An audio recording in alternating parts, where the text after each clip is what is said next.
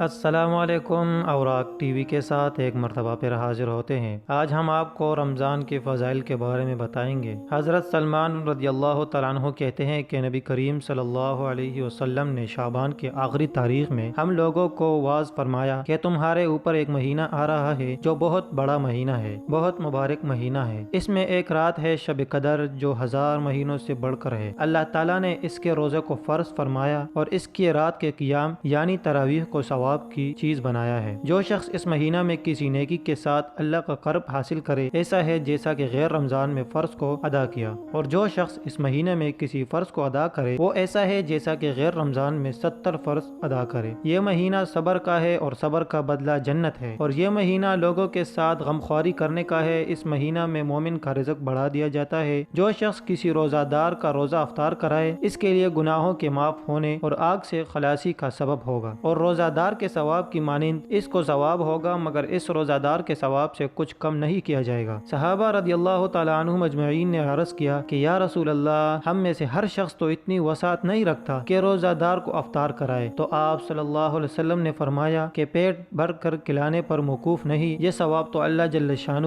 ایک کھجور سے کوئی افطار کرا دے یا ایک گھونٹ پانی پلا دے یا ایک گھونٹ لسی پلا دے، اس پر بھی مرحمت فرما دیتے ہیں۔ یہ ایسا مہینہ ہے کہ اس کا اول حصہ اللہ کی رحمت ہے اور درمیانی حصہ مغفرت ہے اور آخری حصہ آگ سے آزادی ہے۔ جو شخص اس مہینہ میں ہلکا کر دے اپنے غلام و خادم کے بوجھ کے حق تعالی شانہ اس کی مغفرت فرماتے ہیں اور آگ سے آزادی فرماتے ہیں، اور 4 چیزوں کی اس میں کثرت رکھا اور 4 چیزوں کی اس میں کثرت رکھا کرو، جن میں سے 2 چیز اللہ کی رضا کے واسطے اور 2 چیزیں ایسی ہے کہ جن سے تمہیں چارہ کار نہیں۔ پہلی 2 چیزیں جن سے تم اپنے رب کو راضی کر دو کلمہ طیبہ اور استغفار کی کثرت ہے، اور دوسری 2 چیزیں یہ ہے کہ جنت کی طلب کرو اور آگ سے پناہ مانگو۔ جو شخص کسی روزہ دار کو پانی پلائے، حق تعالی شانہ قیامت کے دن میرے حوض سے اس کو ایسا پانی پلائیں گے جس کے بعد جنت میں داخل ہونے تک پیاس نہیں لگے گی۔ محدثین کو اس کے بعض روایات میں کلام ہے، لیکن اول تو فضائل میں اس قدر کلام قابل تحمل ہے، دوسرے اس کے اکثر مضامین کی دوسری روایت معیبت ہے۔ اس حدیث سے چند امور معلوم ہوتے ہیں۔ اول، نبی کریم صلی اللہ علیہ وسلم کا اہتمام کے شعبان کی آخر تاریخ میں خاص طور سے اس کا واعظ فرمایا اور لوگوں کو تنبیہ فرمائی تاکہ رمضان المبارک کا ایک سیکنڈ بھی غفلت سے نہ گزر جائے۔ پھر اس واعظ میں تمام مہینہ کی فضیلت بیان فرمانے کے بعد چند اہم امور کی طرف خاص طور سے متوجہ فرمایا۔ سب سے اول شب قدر کی وہ حقیقت میں بہت ہی اہم رات ہے۔ اس کے بعد ارشاد ہے کہ اللہ نے اس کو روزہ کو فرض کیا اور اس کے قیام یعنی تراویح کو سنت کیا۔ اس سے معلوم ہوا کہ تراویح کا ارشاد بھی خود حق سبحانہ و تقدس کی طرف سے ہے۔ پھر جن روایات میں نبی کریم صلی اللہ علیہ وسلم نے اس کو اپنی طرف منسوب فرمایا کہ میں نے سنت کیا، ان سے مراد تاکید ہے کہ حضور صلی اللہ علیہ وسلم اس کی تاکید بہت فرماتے تھے۔ اس وجہ سے سب ائمہ اس کے سنت ہونے پر متفق ہیں۔ برہان میں لکھا ہے کہ مسلمانوں میں سے روافض کے سوا کوئی شخص اس کا منکر نہیں۔ اللہ مجھے بھی اور تمام امت مسلمہ کو ان باتوں پر جو ہم نے سنی اس پر عمل کرنے کی توفیق نصیب کرے۔ امید کرتا ہوں آپ کو آج کی ویڈیو پسند آئی ہوگی، تو ملتے ہیں ایک نیکسٹ ویڈیو کے ساتھ۔ اجازت دیجیے، خدا حافظ۔